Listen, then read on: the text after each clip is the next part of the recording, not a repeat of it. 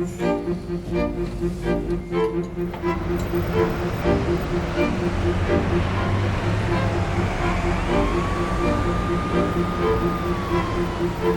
que me encuentro en la calle. ¿Cuándo tú te descubres artista?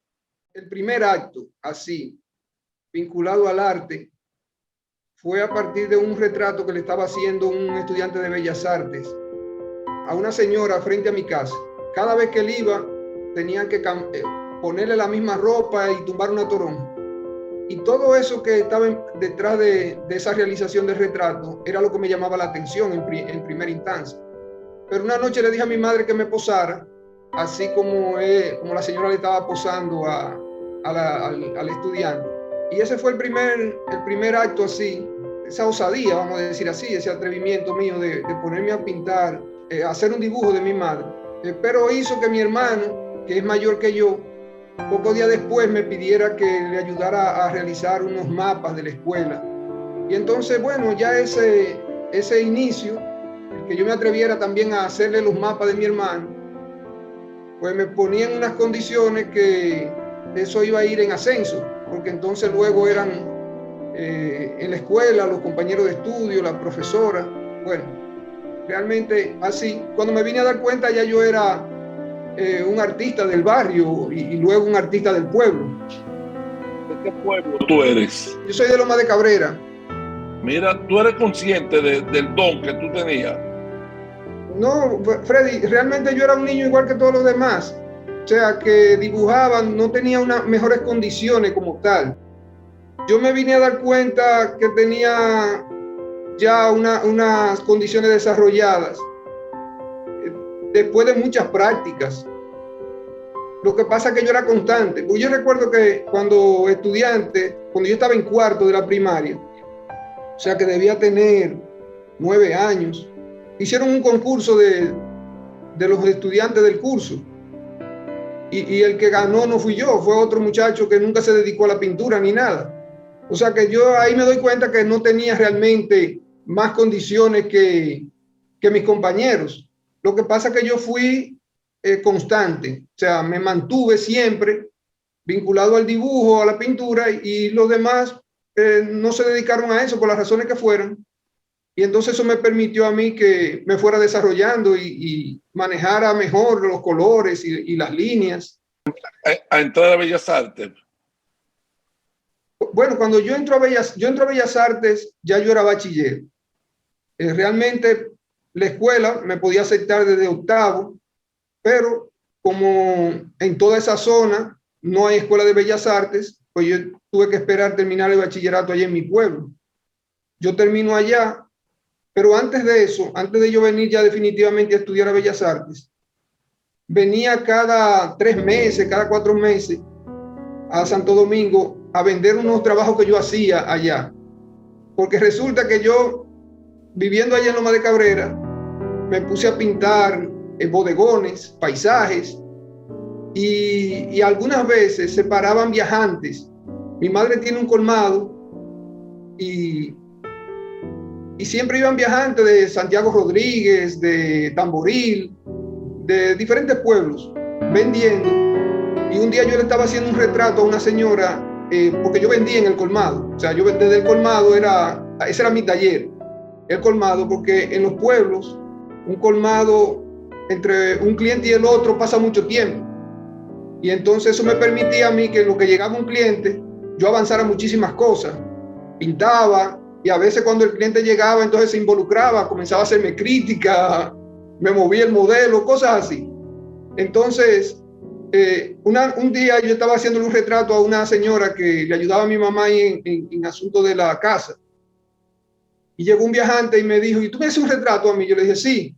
Y el señor se olvidó que andaba en un viaje y paró su motor y se sentó a posarme. Y duró ahí como 2 horas posándome. Y luego, a la semana siguiente, él se quedó muy conforme con el retrato. Y la semana siguiente me llevó una fotografía de su esposa y una fotografía de él para que yo lo pintara juntos. Y luego me llevó una fotografía de Eladio Romero Santos, que ese era su cantante favorito. Y también le pinté un cuadro. Bueno, y así fui dándome a conocer. Me pedían retratos de los políticos del momento, los que estaban en mejor posición.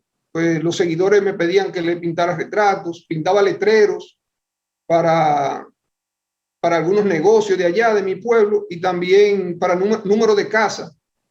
O sea que siempre estuve realizando cosas, porque como vivía pintando, la gente decía, bueno, él puede hacer un letrero.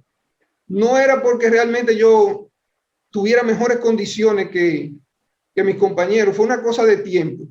Entonces, como comencé a pintar, dejaba cuadros en el colmado ahí que se veían, y me dice mi madre que un día pasó una señora que le dijo que era pintora, que iba de Puerto Plata, pasaba por Loma de Cabrera, no sé a qué lugar iba. Cuando se paró en el colmado, le dijo, ¿usted vende esos cuadros? Y ella dijo, no, eso es mi hijo que pinta y lo coloca ahí, pero eso no es que él lo está vendiendo ni nada, es que él todo lo que pinta lo deja aquí en el colmado. Y ella dijo, oh, pero él puede vender esos cuadros. Y entonces mi madre me dijo, mira, vino esa señora y dice que tú puedes vender esos cuadros. ¿Cómo así? Y entonces vine a Santo Domingo y realmente comencé a vender. Y yo viviendo en Loma de Cabrera, le vendía todas las galerías de entonces, 89-90, San Ramón, Arte Español, una galería que estaba en la Bolívar, que se llamaba así mismo. Muchas galerías. Me compraban esos bodegones que yo realizaba allá en mi pueblo. Pintaba bodegones porque nosotros teníamos un huerto, mi hermano y yo, y entonces yo tenía los modelos ahí, lo podía ver, lo podía tener en las manos, y cuando me faltaban algunos yo iba al mercado y comenzaba a mirar la fruta y a veces me decían los que venden, ¿qué es lo que mira si no va a comprar? Pero yo realmente no iba a comprar, yo iba a ver las frutas. No era como ahora que uno tiene un celular y puede tomar fotos. La fotografía, si uno le tomaba una fotografía a eso, tenía que ir a Santiago a hacer el revelado, y en eso se te pasaba la musa, y a veces no quedaban bien, también se dañaba el rollo, muchas cosas. O sea que no me podía confiar de eso de cámara, sino que tenía que hacerlo ahí mismo, o sea, viendo yo los modelos, lo que tenía lo llevaba, pero lo que no tenía ahí lo veía en su lugar. Y cuando vine a Bellas Artes, ya realmente yo tenía 2 o 3 años vendiendo trabajo aquí en galerías y a personas que me pedían trabajos. O sea, yo tuve un tiempo, vamos a decir, una especie de experiencia de autodidacta. Yo recuerdo que conocí a Freddy Javier, que fue mi profesor de preparatorio en Bellas Artes, y ya había coincidido con él en algunos lugares. Personas que le compraban a mi profesor me compraban ya trabajos a mí. Claro, a él como maestro y a mí como una persona que apenas se iniciaba, pero comenzaba a llamar ya la atención en ese sentido. Oye, una cosa, ¿tú piensas que esa carrera de artista, de pintor, en el caso tuyo, ha sido fácil o difícil? Bueno, es que realmente, Freddy, es algo que a mí me gusta. O sea, que yo no me doy cuenta si es difícil o no, sino que si estoy haciendo lo que me gusta, yo me siento bien. ¿Puedes vivir de lo que te gusta?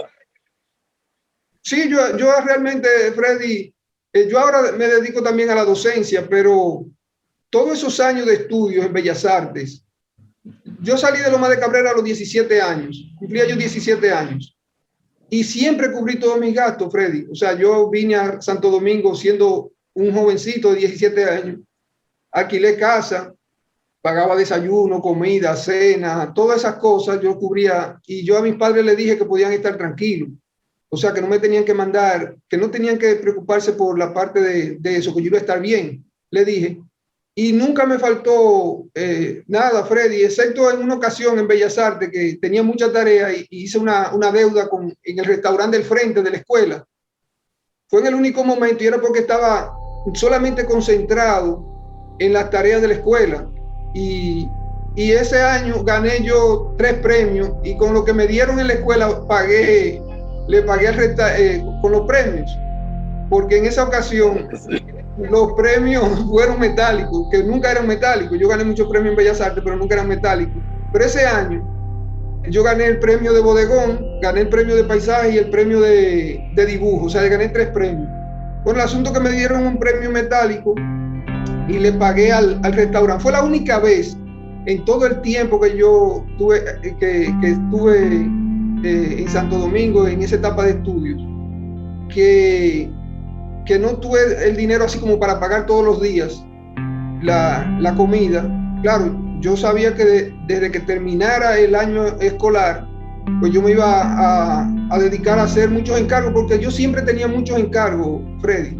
Siempre tenía muchos encargos. Yo recuerdo en una ocasión, estando como en segundo en la escuela, que yo tenía 36 cuadros solicitados. Oye, 36 bodegones. Y yo decidí, o sea, yo tenía que decidir si yo me quería dedicar a conseguir dinero vendiendo cuadros o seguir mis estudios. Porque yo 36 cuadros no lo podía hacer si iba a llevar a la escuela. O sea, yo tenía que retirarme de la escuela para hacer esos encargos. Y yo decidí sencillamente no hacer esos encargos, hacer lo que podía hacer, que eran 2 o 3 cuadros al mes, y de seguir mis estudios. O sea, eso fue una decisión. ¿Cuál tú dirías que es la receta para ser un buen artista? Queda en el camino. Bueno, receta así yo no podría decir, Freddy, porque, o sea, cada quien ve el arte de una manera diferente, y lo que puede ser que me llame la atención a mí no sea necesariamente lo que le llama a la atención a otra persona. Lo que yo creo que siempre uno debe hacer lo que uno cree. O sea, cuando uno está en el medio artístico, uno ve muchas posturas. Muchos artistas pintan de una manera, algunos tienen un éxito relativo en el sentido de que puede ser que lo favorezca la crítica de un momento, pero no necesariamente porque te favorezca la crítica quiere decir que el público en su gran mayoría te acepte. Eso hay que tenerlo en cuenta. O sea, uno puede estar haciendo un arte que los entendidos en arte, los artistas, sientan que es una buena obra, o puede estar haciendo un arte que la crítica en su momento considere que sea una buena obra, pero eso no necesariamente es lo que la gran mayoría considera una buena obra. Entonces, ¿qué hacer en ese caso? Bueno, complacer a los entendidos, complacer al gran público, complacer a los críticos. No, trata primero de tú estar satisfecho con lo que tú haces, o sea, creer en lo que hace, independientemente que no te favorezca alguno de esos sectores en su momento. Eso es lo que pienso. O sea, uno no puede decir, bueno, voy a hacer ahora lo que dicen mis profesores, porque a lo mejor no eres sincero con lo que está haciendo, porque eso no es lo que tú quieres hacer. Entonces es una lucha constante, lo digo porque es una lucha constante que uno tiene en ese sentido, pero lo mejor es uno hacer lo que uno considera que es arte, o sea, lo que tú entiendas. Yo recuerdo que me hacían algunas críticas los compañeros de estudios con algunas cosas de las que yo hacía.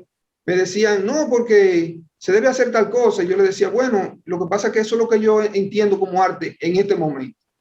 Tú, artista, ¿qué carrera tú imaginas hubieras comenzado? Bueno, yo recuerdo que en mi niñez yo decía que iba a estudiar medicina. No sé por qué decía eso. Eso era cuando estaba muy pequeño. Pero yo casi a temprana edad me había decidido por este mundo. Yo realmente me decidí por este mundo. O sea, porque era algo constante. Bueno, en mi pueblo todos jugábamos pelota en aquellos años, pero no se pensaba que iba a ser algo así como para hacer carrera de pelotero ni nada de eso. Jugaba ahí pelota, más o menos jugaba bien, pero lo hacía más por el deporte mismo, no por otra intención. Pero lo de la pintura era un asunto que me ocupaba mucho, Freddy. O sea, en la escuela, en el recreo, yo me iba a la biblioteca. Desde que daban recreo, todo el mundo cogía para la cancha y cada quien para sus cosas. Y yo me iba a la biblioteca porque llevaron una colección de José Parramón. Y ahí, cuando yo vine a Bellas Artes, yo sabía medir con rayos. Es una cantidad de cosas que en los primeros años me lo dieron en Bellas Artes. Ya yo lo había visto, lo había leído, lo había practicado allá en mi pueblo, con esos libros con esa colección de Parramón. Y cuando yo llegaba a la casa, yo debía ir a la madre. Mi padre es ganadero y también agricultor. Entonces nosotros íbamos en la mañana a la escuela y en la tarde íbamos con él a la finca a echarle comida al ganado y cosas de la finca. Entonces, cuando yo salía de la escuela, entre 1:30 y 2 o 2:30, que era cuando mi padre me decía que ya no teníamos que ir para el campo, en ese tiempo yo siempre estaba montando bastidor o haciendo un bastidor o haciendo un dibujo, algo. En ese tiempo, en ese breve momento que tenía entre una cosa y la otra, yo estaba ahí trabajando en eso. Y cuando él a las 4 más o menos ya se terminaba la parte como más difícil del trabajo, donde él más me necesitaba, él me decía, si tienes algo que hacer te puedes ir. Y de una vez yo me iba a pintar para la casa. Y entonces en la escuela yo trataba de hacer la tarea entre una materia y la otra y entre el receso. Siempre yo trataba de ganar tiempo para que me sobrara, para tener ese tiempo libre para yo pintar. O sea que realmente ya desde que yo estaba en el bachillerato, ya yo me había decidido, o sea, desde primero el bachillerato ya yo tenía como decidido que iba a dedicarme al arte independientemente de que fuera como profesión, pero de que iba a seguir en eso, sí. Siempre, que es un motivo que siempre sale en tu pintura, del cual tú no puedes escapar. Por ejemplo, yo te diría que Elsa Núñez se retrata y la figura humana es muy poco abstracta, aunque lo ha hecho. En el caso tuyo. El color tierra, yo diría. El color tierra. Tiene mucho que ver con mi infancia. En mi pueblo se cultivaba el maní en los años de mi niñez, de mis primeros años así. Eso era lo que más me impactaba realmente. Yo tenía que ir a llevarle la comida a los que trabajaban con mi papá en la finca. Y a mí me llamaba mucho la atención todo lo que se daba alrededor del cultivo del maní. Y principalmente el color tierra y el color del maní, la baqueta y todo eso. O sea, ese color que después predomina mucho en mi pintura, siempre me llamaba la atención. ¿Cómo yo lo comienzo a aplicar en la pintura? Desde siempre ese color estaba en aquellos bodegones que yo pintaba, estaba en las mesas, estaba en el fondo, estaba en los utensilios que yo utilizaba, muchísimas cosas de las que yo usaba, el sacador, el macuto, todo eso. Bueno, pero después yo entro en una etapa en la escuela que me alejo un poco de eso, porque entramos al dibujo de la figura humana, la anatomía, la perspectiva y a las enseñanzas de los profesores.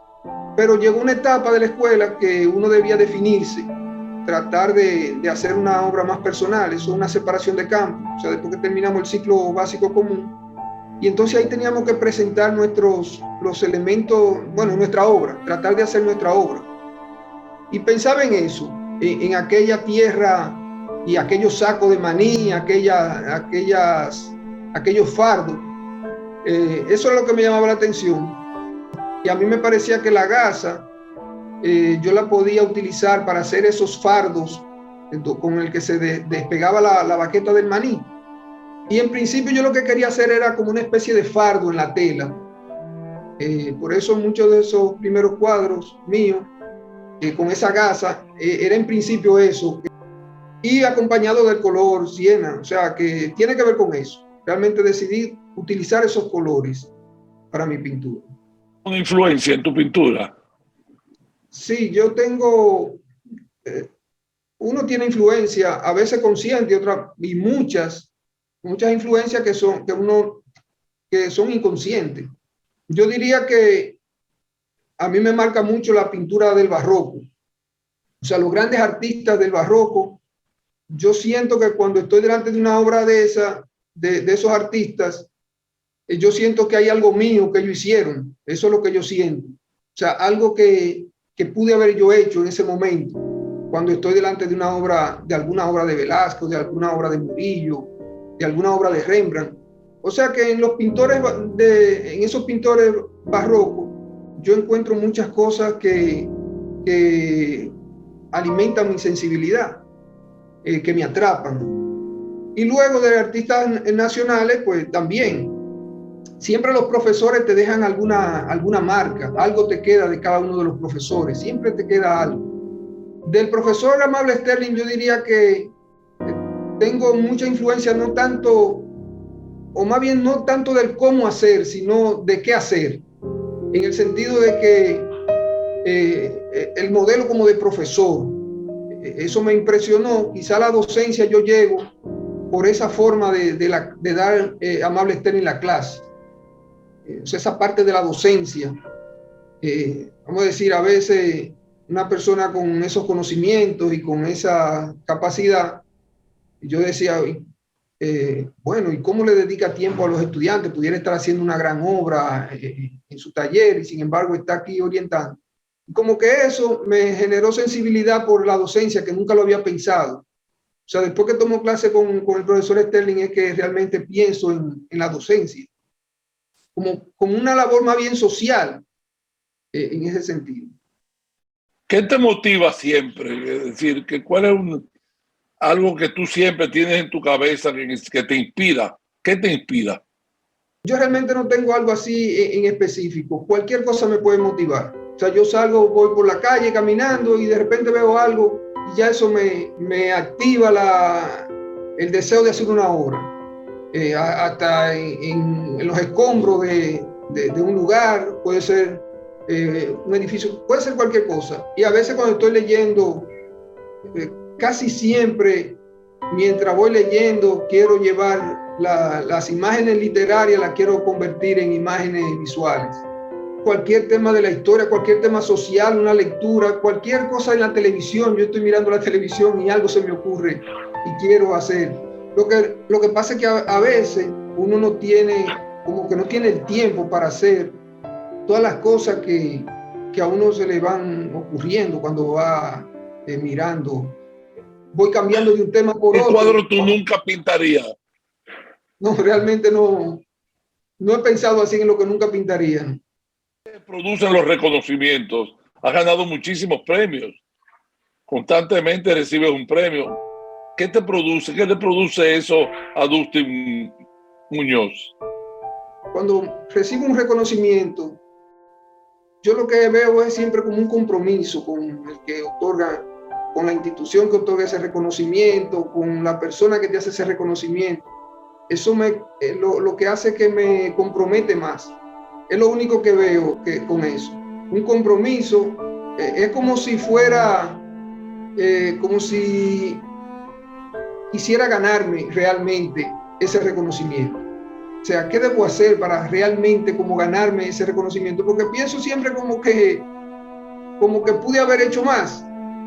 Pude haber hecho más y que tal vez la expectativa que tiene el que me hace reconocimiento, esa expectativa que él tiene, yo creo que debo suplirla. Es más o menos eso lo que siento. ¿Qué te produjo a ti cuando fuiste seleccionado para pintar el obelisco de la ciudad de Santo Domingo con un motivo tan importante y trascendente como son las hermanas Mirabal? Cuéntame brevemente tu experiencia. El tema del obelisco nace en aquel proyecto que se hizo de la ruta de los murales en la provincia de Hermanas Mirabal. Fue en ese marco que nace mi propuesta del obelisco. Yo estaba en el momento que se estaban realizando murales en las principales paredes de la provincia.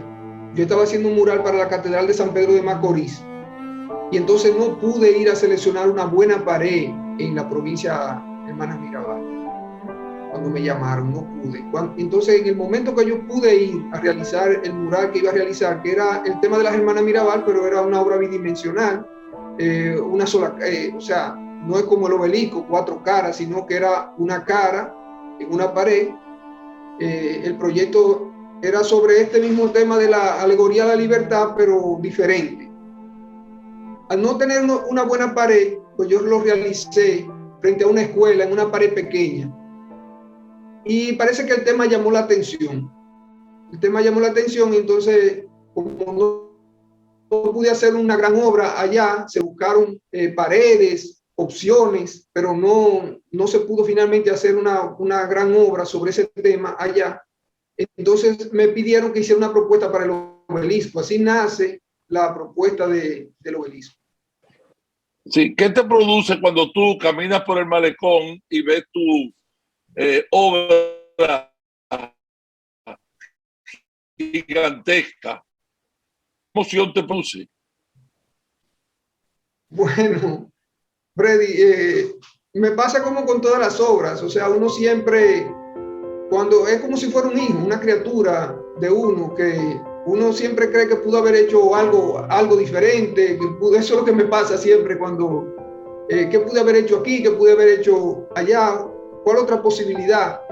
Porque el proyecto tuvo muchos cambios.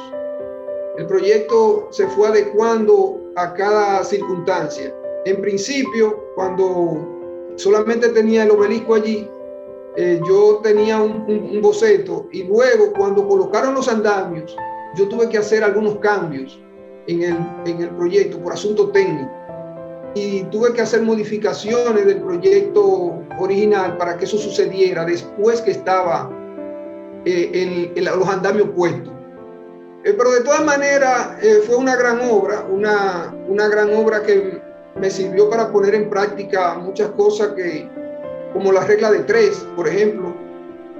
Ahí no hay una línea, o sea, no hay una línea vertical que te sirva de referente para que esas figuras se vean realmente bien paradas como están. Eso se logró, que se vean las figuras bien paradas, que no se están cayendo para los lados, sin uno tener una línea vertical para lograr eso. Pero siempre cuando paso, lo que quisiera es como que me pongan los andamios para yo hacerle lo que yo entiendo que se le pudo haber hecho.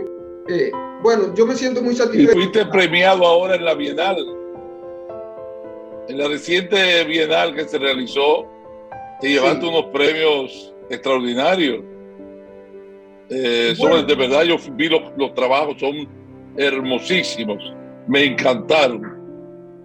Eso me imagino que para ti es otro logro más en esta carrera que llevas, que es de puros aplausos. Sí, bueno, esas obras, Freddy, si te das cuenta, todas las figuras tienen máscaras. Y en el cuadro que ganó, las figuras pequeñitas que se ven, que son muchas figuras pequeñitas, te das cuenta que tienen mascarilla de la que estamos usando. Freddy, cuando yo pinté esos cuadros, no se estaba hablando de la pandemia. O sea, yo lo hice entre la idea de esos cuadros, yo lo trabajé en Loma de Cabrera en diciembre del 2017. En ese diciembre ya habían salido las bases de la Bienal y yo estaba seguro que iba a participar en la Bienal. Y comencé a trabajar la propuesta ya. Y luego trabajé las obras entre enero del 2018 y junio, en ese tramo. El 29 de junio había que entregar las obras en la primera convocatoria. O sea, las bases decían que las obras se entregaban el 29 de junio del 2018. Y yo para esa fecha tenía las obras listas ya. Aunque le entregué después porque dieron una prórroga, sencillamente por seguirla mirando en el taller, pero las obras estaban realizadas ya en el 2018. Imagínate el tamaño de esas obras en el museo, te das cuenta que son de gran formato. Si grandes se ven en el museo, imagínate cómo se ven en mi taller. O sea, mi taller era solo eso. 4 paredes y cada pared era un cuadro de eso. ¿Qué tiempo al día tú pintas? No tengo así, yo puedo pintar 16 horas corrido y puedo pintar 1 hora y puedo pintar, o sea, no tengo así cuando una obra me atrapa, estoy trabajando en ella casi las 24 horas. Es solamente el momento en que duermo, y cuando duermo en la misma cama estoy pensando en la obra. No tengo como un horario. ¿Cómo reacciona tu familia a esa obsesión de artista? Esa es una buena pregunta, Freddy. Porque yo tengo 2 niñas. Tengo a Paloma, que tiene 8 años, y Miranda, que tiene 3 años. Cuando yo pinté estas obras, Miranda no había nacido. Estaba Paloma pequeñita. Paloma debía tener como 3 años, 4 años cuando yo pinté esas obras. Ella disfrutaba mucho cuando entraba al taller, porque ellas decían que eran monstruos que yo estaba pintando, que eran monstruos, porque estaban todos tapados, o sea, con máscara, con guantes, con este tipo de indumentaria. Eso le llamaba la atención a ella. Pero Gladys, mi esposa, entiende que cuando yo estoy en eso, o sea, no siempre me pasa. O sea, yo soy una persona totalmente normal como cualquier otro cuando no me da ese deseo así de pintar. O sea, cuando yo estoy así, ella me entiende. Ella sabe que estoy así y sencillamente me apoyan. Las niñas entran al taller, ellas se ponen a pintar, ellas cogen la pintura, ellas disfrutan eso. Lo único es que no le puedo cumplir cosas como quieren ir a un sitio. Es difícil o sea, porque cuando yo estoy creando, Freddy, yo estoy metido en la obra. Y donde quiera que yo vaya, yo estoy pensando en eso. O sea, yo le tomo fotografías. Cuando son cuadros pequeños, yo me lo llevo a veces en el vehículo.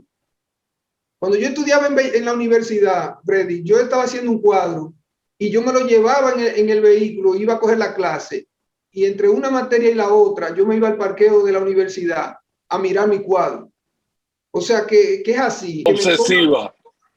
Es obsesiva, exactamente. Claro. Es una cosa obsesiva. Mira, una cosa que tú ganaste un premio anual de ensayo, Pedro Enrique Ureña, en el año 19, con un libro que me llamó mucho la atención el título y me llamó mucho más el contenido, la contemplación estética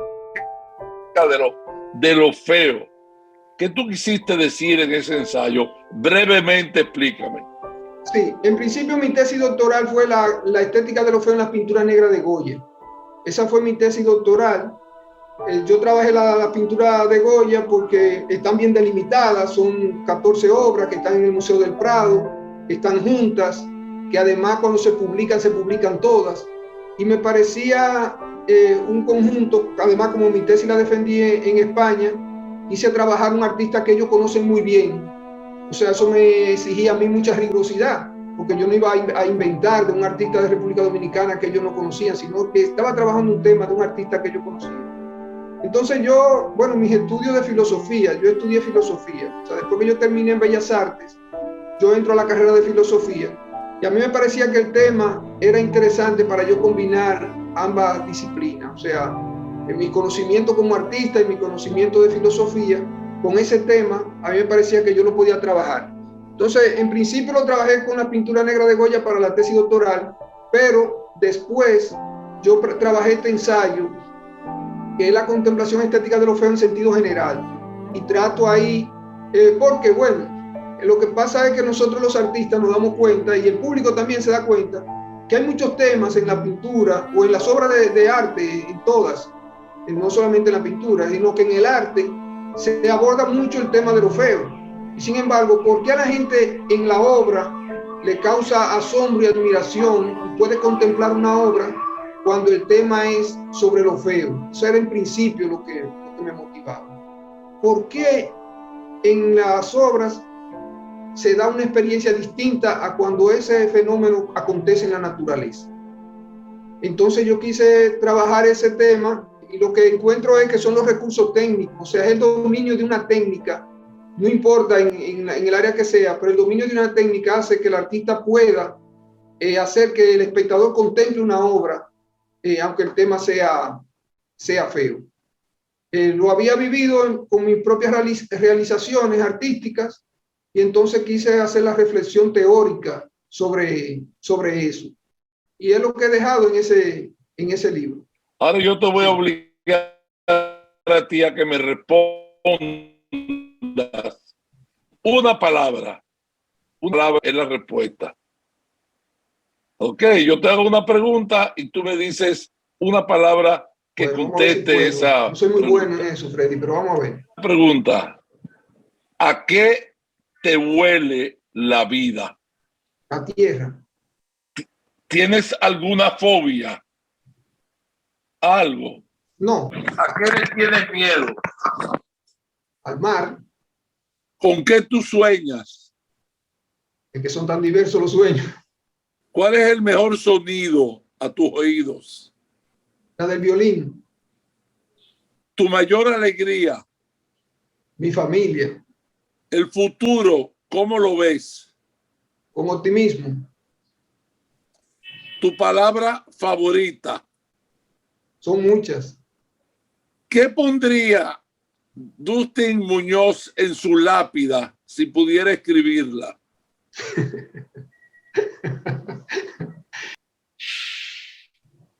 No sé, Freddy, qué pondría yo en mi lápida, ¿no? Pintor. ¿En qué tú crees? Son preguntas fuertes, Freddy. Bueno, respóndela.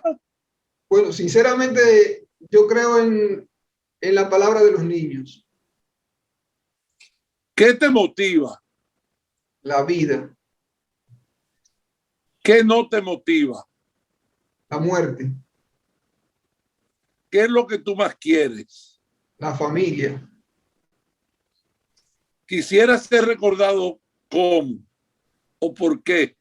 Por la responsabilidad. ¿Qué piensa Dustin Muñoz de Dustin Muñoz?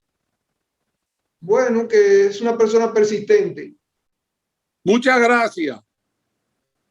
De nada, Gracias Freddy. por este rato que ha sido tan complicado técnicamente, Bueno. pero salimos. Y después la subimos a la nube y ya.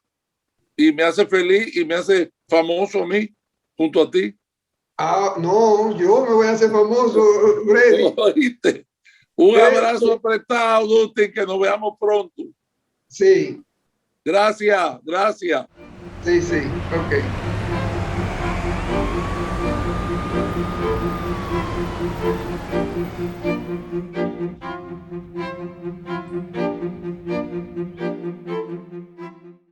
Somos el primer banco dominicano con 80 años de historias en las que ponemos todo nuestro corazón en servir y ser parte de los sueños de todos los dominicanos. Historias que son ejemplos de voluntad de todo un pueblo, de emprendedores, de visionarios, de fajadores.